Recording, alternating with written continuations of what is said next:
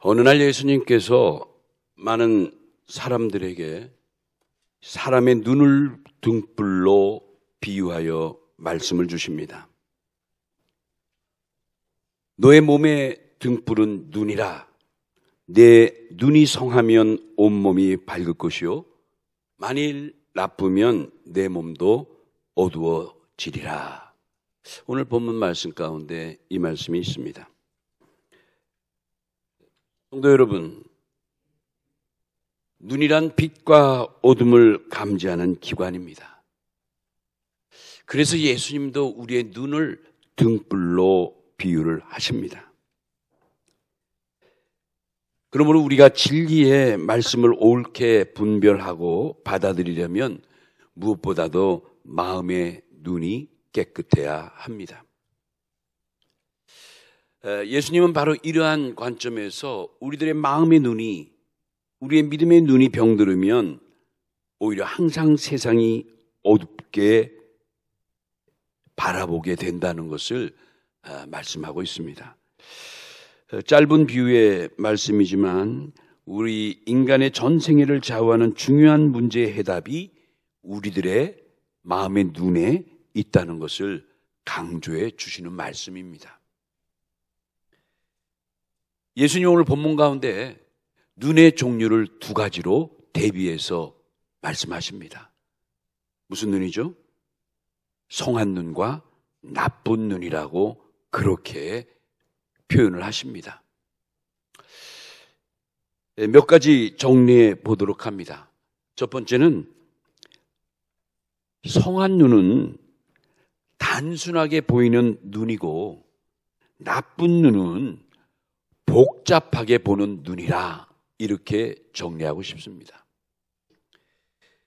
오늘 보면 누가복음 11장 34절에 보면 예수님이 눈을 두 가지로 대비했다고 그랬죠. 첫째가 이제 성한 눈, 여기 눈이 성하면 이 성하다는 그 말이 원어로 보면 바로 단순하다, 순수하다, 순전하다 이런 뜻이에요. 성한, 이게 이제 원어로 하플루스란 단어인데 이게 순전한, 단순한, 순수한 이런 뜻이에요. 반대로 눈이 나쁘면 이 나쁜이란 단어가 포네로스, 병들다, 병든, 악한 이런 뜻이에요. 이제 우리 이 성경의 번역에는 그렇게 성한 눈, 나쁜 눈으로 예수님 말씀을 옮겨놨죠. 그러니까 우리의 영혼의 눈이 정말 깨끗하고 단순하면 하나님만 바라보면서 빛으로 오신 예수님을 제대로 영접하고 제대로 모시게 되는데, 그렇죠? 왜 그렇죠? 여러분, 단순한 눈은 시선을 한 군데로 집중하기 때문에 예수님을 온전히 바라보고 주님을 온전히 소망할 수가 있는 거예요. 이 단순한 눈은 초점을 사방에 두지 않기 때문에 어떻게 보면 잡것이 전혀 섞이지 않은 눈이다 이렇게 볼 수가 있죠.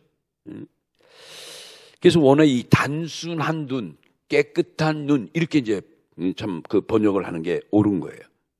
그러므로 이제 우리도 오늘 말씀 따라 우리들의 믿음의 눈이, 우리들의 마음의 눈이 항상 선하고 깨끗하고 단순한 눈을 가져야 된다는 거예요.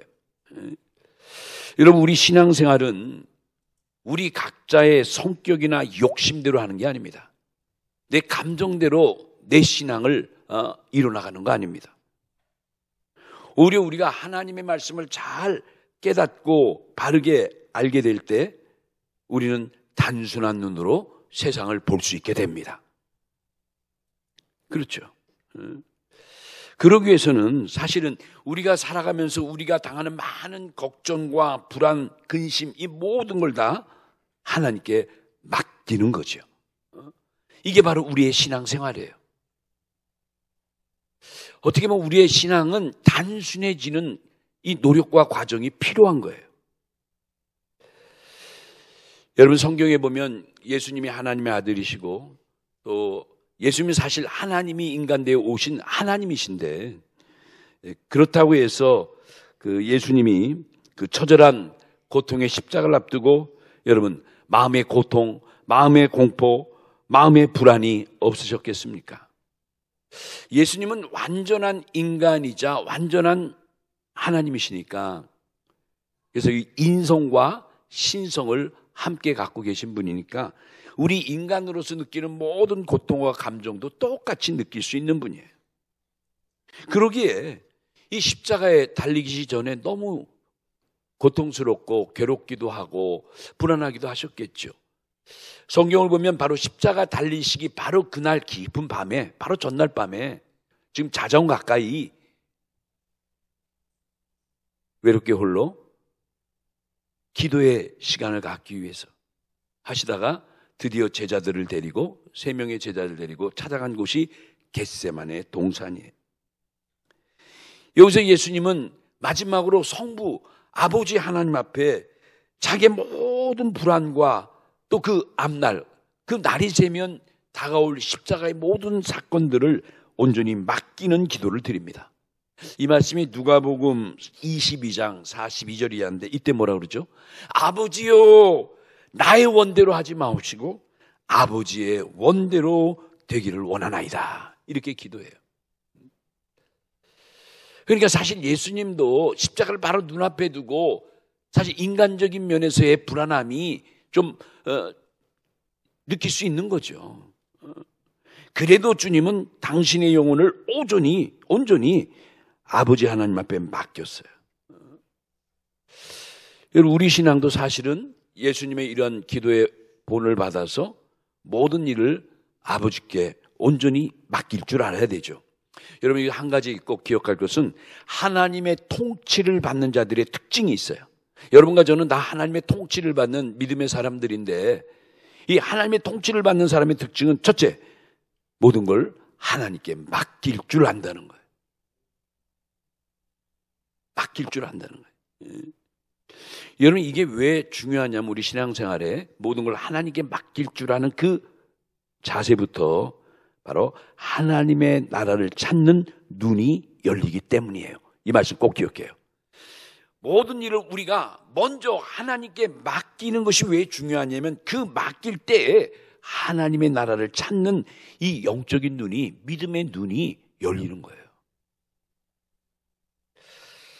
그래서 자, 우리 신앙도 많은 어려움과 걱정과 근심이 우리 앞에 다가온다 하더라도 우리는 먼저 그것을 하나님께 맡기고, 그렇죠, 우리가 하나님의 주시는 은혜로 내 삶과 내 마음의 평정을 누리게 되는 거예요. 자, 두 번째 생각할 것은 성한 눈이란 세상을 밝게 보는 눈이라면 나쁜 눈은 세상을 어둡게 보는 눈이에요. 맞죠? 지금 예수님이 이 의도로 말씀해 주시는 거예요. 우리의 건강한 눈은 세상을 밝게 보는 눈이지만 우리의 병든 눈은 세상을 어둡게 본다는 거예요. 똑같은 현상, 똑같은 사물, 똑같은 환경을 보더라도 이렇게 대비적인 세계로 나뉘는 거예요. 한 인간의 생애를 우리 사람의 몸으로 비유할 때 그 생애의 성공과 실패, 혹 행복과 불행을 결정짓는 것이 바로 우리들의 마음의 눈에 달렸다는 것을 예수님은 가르쳐 주고 싶은 거예요. 그래서 사람의 눈이 성하여 지면 우리의 몸도 밝아지고 우리의 삶이 다 밝아지지만 우리의 눈이 이렇게 나쁜 눈, 예수님은 나쁜 눈이라는 표현을 했어요. 이건 이제 그 나쁘다는 표현이 그 원어에 보면 병들다 이런 표현이 있다고 그랬죠. 우리의 눈이 병들어 있으면 모든 게 다 어둡고 불만스럽고 그렇게 되는 거예요. 칙칙해지는 거예요. 그래서 주님은 내 몸의 등불은 눈이라 라고 선언하시는 거예요. 우리의 보는 눈이 성하면, 건강하면 인생 전체가 아름답고 행복한 거예요. 반대로 눈이 병들면 하나님의 약속된 천국의 세계도 보이질 않는 거예요. 보인다 해도 확실하지 않고 구원의 확신이 없게 되는 거예요. 그러니까 성한 눈으로부터 천국이 이루어진다는 것이 사실 오늘 말씀에 굉장히 중요한 교훈이에요. 사랑하는 성도 여러분, 그래서 우리 믿는, 하나님을 믿는 성도는 정말 이 마음의 눈, 우리 영혼의 눈이 어둡지 않도록 늘 내가 마음의 관리를, 내 영적인 관리를 조심스럽게 잘 해야 한다. 이게 내가 믿음 생활을 성공적으로 잘 진행할 수 있는 최선의 방법이다. 이걸 기억해야 돼요. 그래야만 우리 마음의 눈이 늘 밝도록 내가 잘 컨트롤하고 하나님의 도우심을 받고 그렇게 해야 내 삶에 뭐죠? 자신감도 생기고 자존감도 높아지고 그렇죠. 행복도 느끼고 보람도 느끼는 거예요.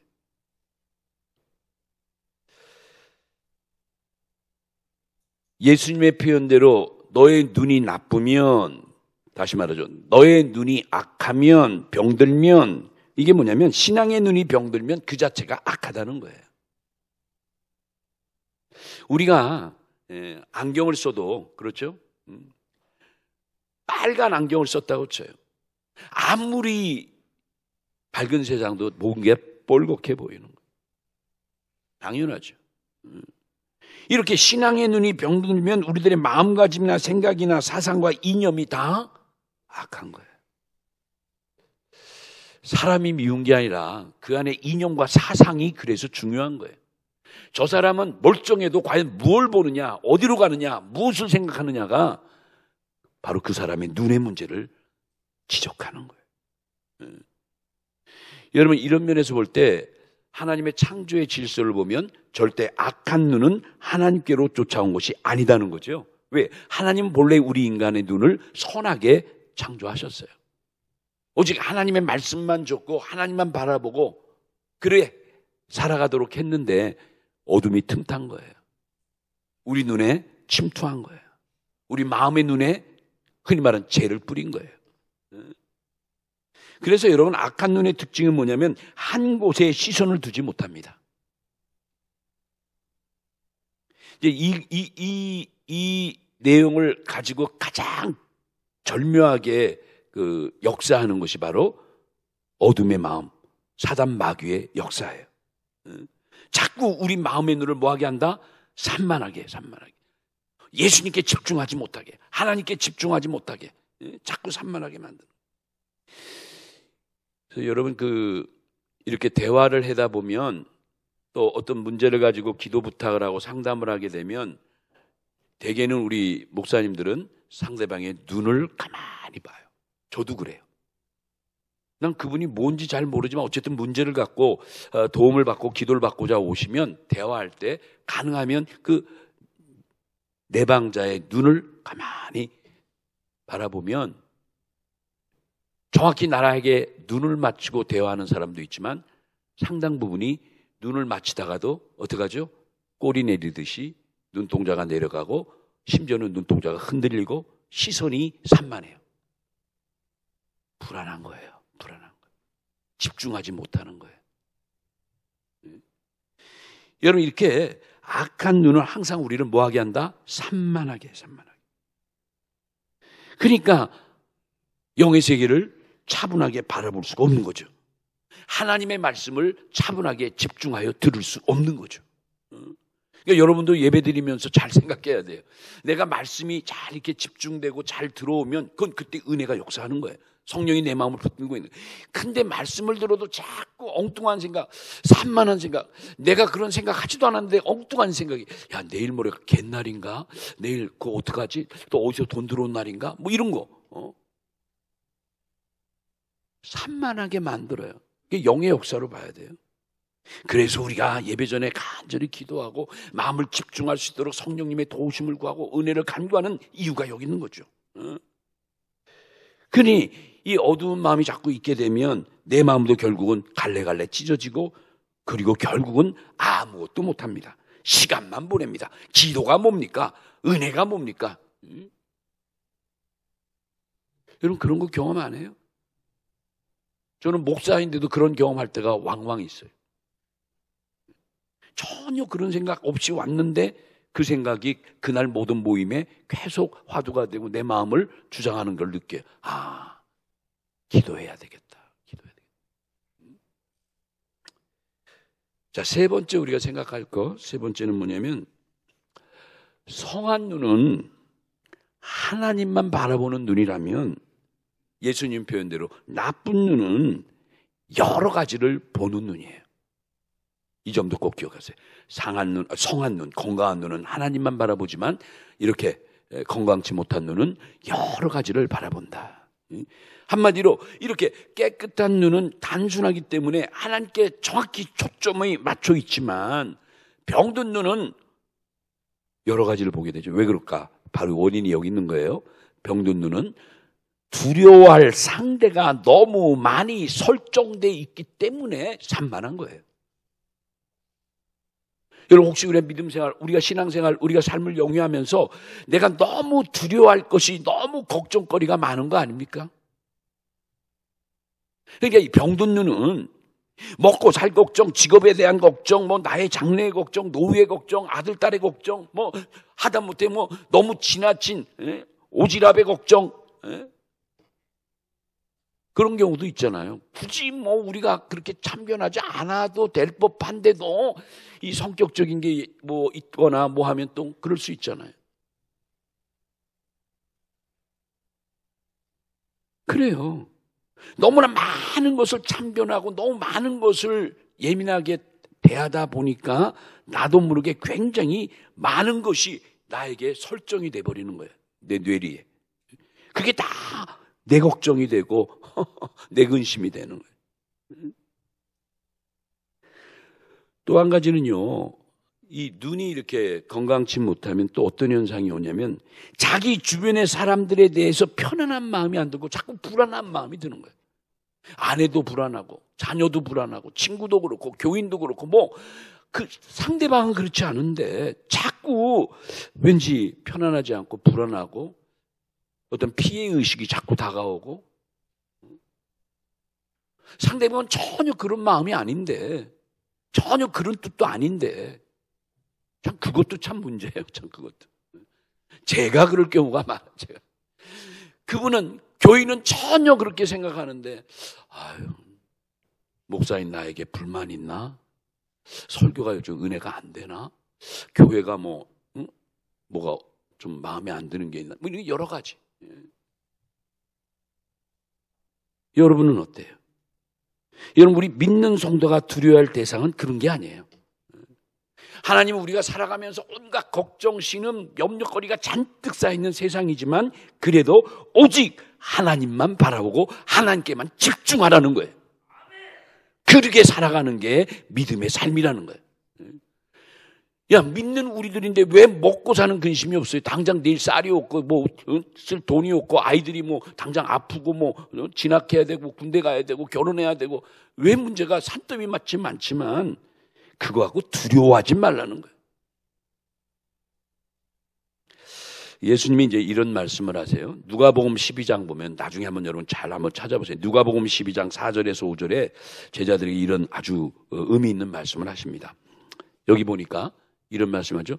내가 내 친구 너희에게 말하노니 몸을 죽이고 그 위에는 능히 더 못하는 자들을 두려워하지 말라.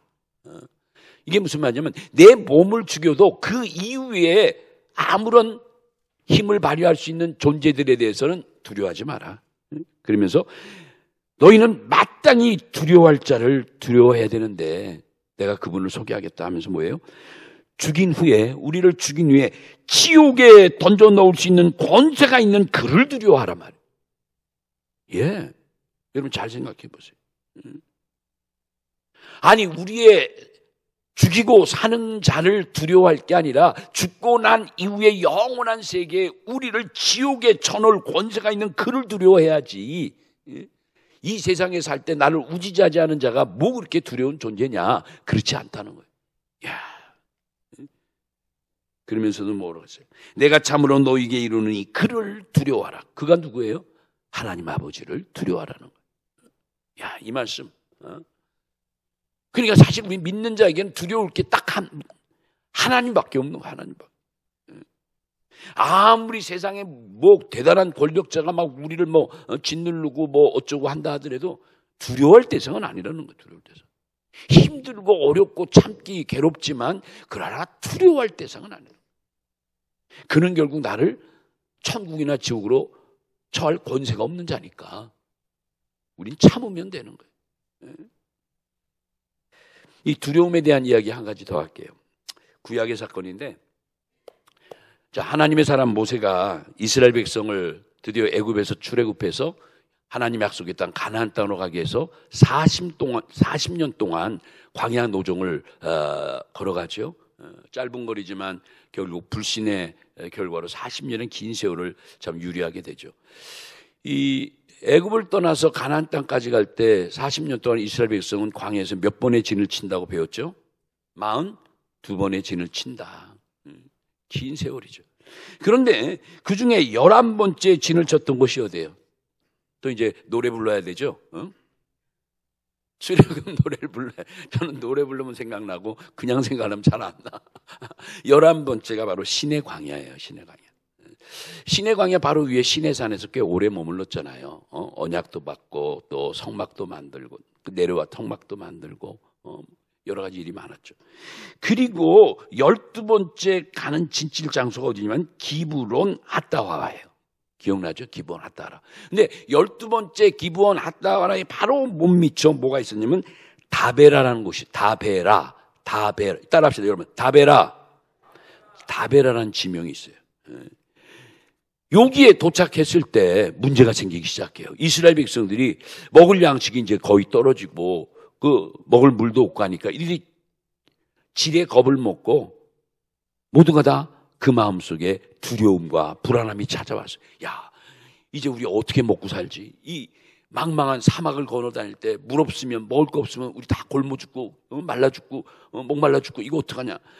여러분 사실 두려움과 불안함이 계속 생기게 되면 이게 왜 참 우리가 중요하게 봐야 되냐면 결국 이게 모든 사람들의 마음에 전념이 돼서 악한 말로 형성이 되는 거예요. 악소문, 여러분 이 소문이라는 게 계속 무서워요. 그러니까 아예 소문은 출처 자체를 만들지 않아야 돼요. 그러니까 이들이 먹을 양식에 문제가 생기니까 점점 불평하기 시작하는 거야. 야, 우리 어떻게 2, 3일 되면 먹지도 못하겠네. 먹지 못하면 우리 어떡하지? 그냥 걸어가다 굶어 죽는 거야? 뭐 이상한 말들이 막 하면서 두려워하기 시작한 거예요. 결국 많은 백성들이 악한 말로 누구를 이 길까지 인도했던 지도자 누굴 욕해요? 모세를 격하게 원망하고 욕하게 됩니다. 저는 목회하면서 이런 성경을 읽으면서 많은 도전을 받아요. 저도 교회를 이끌어가는 하나의 지도자일 수도 있으니까. 근데 지도자도 사람이기 때문에 모세도 사람이기 때문에 얼마든지 반응할 수 있죠. 내가 어쨌다는 거야. 내가 쌀을 내가 혼자 다 먹어? 빵을 다 먹어? 뭐 떨어졌다고 왜 나한테 난리야? 뭐 이렇게 할 수도 있어요. 근데 모세가 보여주는 참 지도자로서의 리더십이 참 탁월하고 너무 은혜스러워요. 도전이 많이 돼요. 많은 사람들이 악한 말로 모세에 대해서 원망하고 공동체를 여러 가지 불평하고 있을 때 그때 모세는 대항하지 않고 어떡하죠? 보면 모세보다도 이때 이 격한 광경을 하나님이 목도하셔요. 막 백성들이 막 악평하고 대들고 원망하고 뒤에서 수군거리고 막 하나님이 다 보신 거예요. 마침내 하나님이 진노하사 어떡하죠? 하나님으로 또 불을 내려 불. 이걸 하나님의 불, 성경엔 여호와의 불 이런 표현을 했는데 여호와의 불을 내려서 이스라엘 백성의 진지의 불을 다 떨어뜨렸어요. 불덩어리를. 그러니 여러분 200만 명이 넘는 거대한 이스라엘 민족이 광야에서 천막을 치고 있는데 여기저기서 불이 막 지펴지고 하늘로 어디로 불덩이가 나오니 어떡하게 혼비백산 텐트에 천막에 불이 붙고 초목계에 막 불이 붙고 하니 난리가 난 거죠. 연기가 하고 매캐하고 여기서 불꽃 나고 아수라장이 뭡니까? 상상해도 한두 명도 아니고 수백만 명이 난리가 났겠죠. 이때 모세가 아이고 잘됐다. 나를 그렇게 뒤에서 비방하더니 아이고 꼴 좀 봐라. 절대 그러지 않았어. 절대. 모세가 너무너무 훌륭해요. 모세는 이때 백성들의 고통스러워하는 그 모습을 보고 하나님께 엎드립니다. 즉각적으로 하나님께 엎드려요. 하나님 우리 백성들을 용서해 주세요.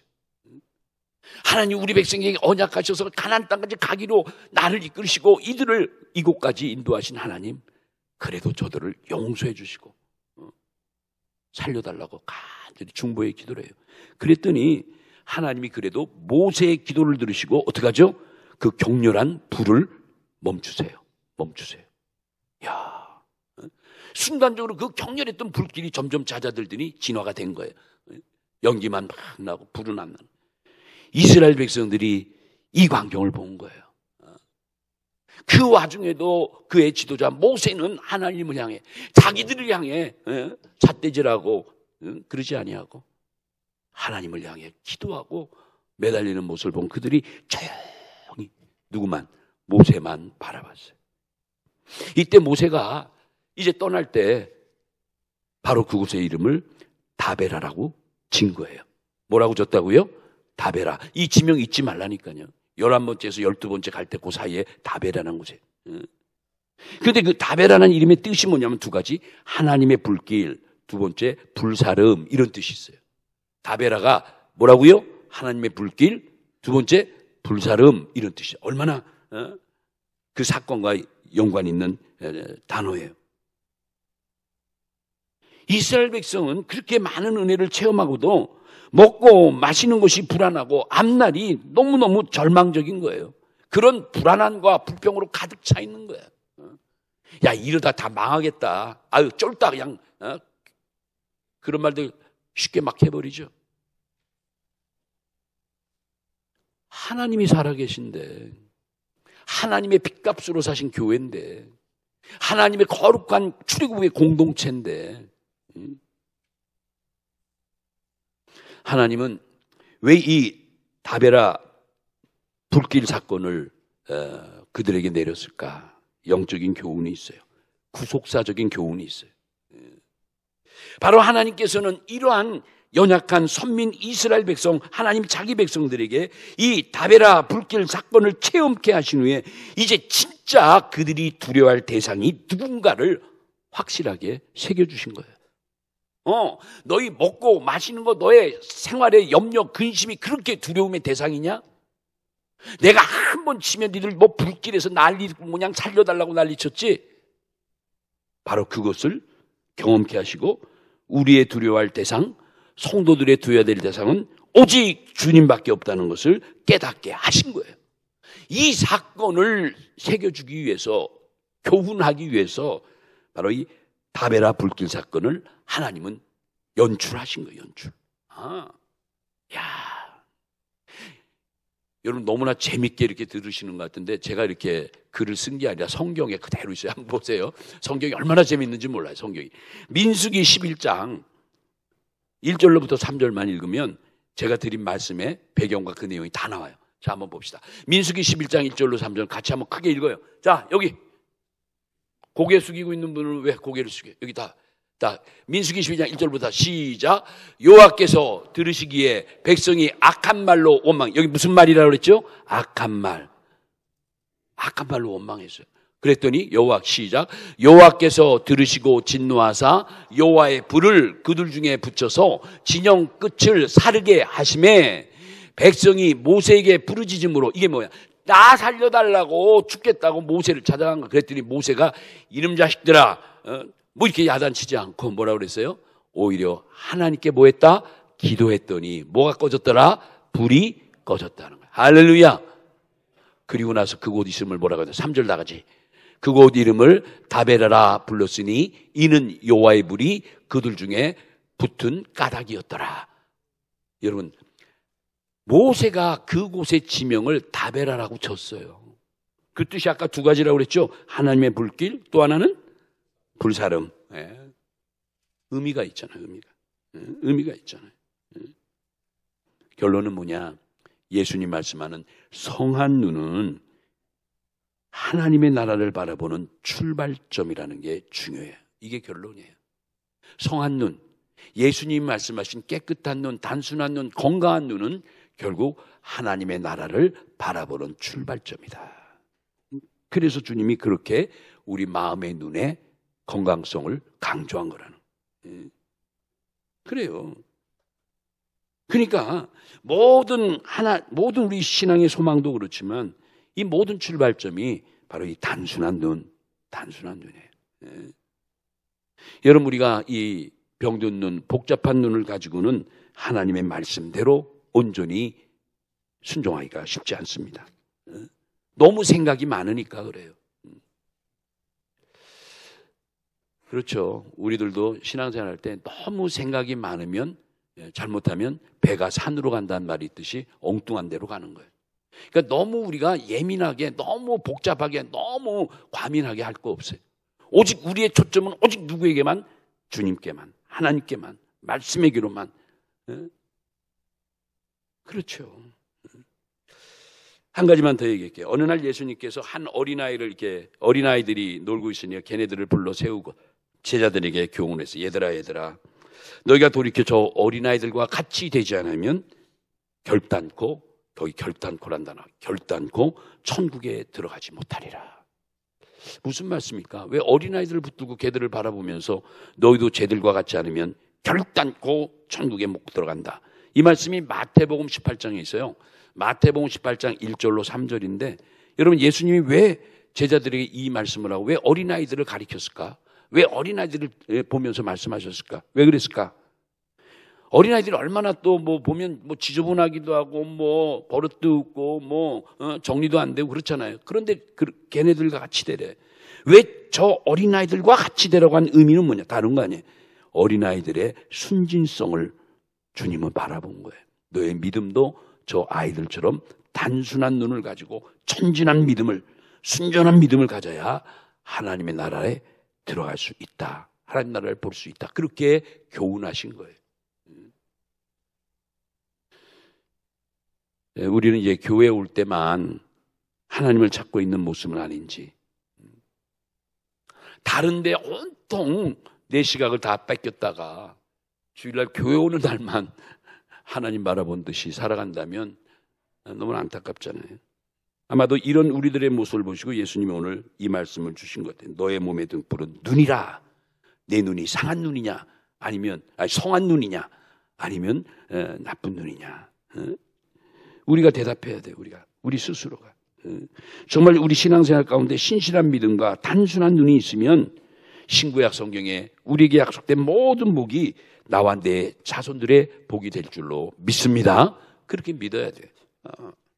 주시는 말씀 앞에 정말 온전히 우리가 집중하면, 믿음으로 받아들이면 그 믿음 속에서 역사하는 거예요. 도저히 내가 믿어지지 않는 현실이라도 믿음으로 그렇게 될 걸 믿으면 하나님이 그 믿음대로 역사해 주신다는 거예요. 얼마나 감사한 세계예요. 저는 오늘 이 말씀 가지고 여러분이 한 주간 동안 조용히 우리 자신 한번 성찰해보고 그래요. 좀 진지하게 우리 자신을 돌아보는 성숙한 우리들이 되면 얼마나 좋겠는가. 내 자신부터요. 이 한 주간에는 한번 이 사색의 계절에 오늘 주신 말씀 묵상하면서 신앙의 성숙을 도모해 나가는 모두가 다 되시기를 예수님의 이름으로 축원합니다.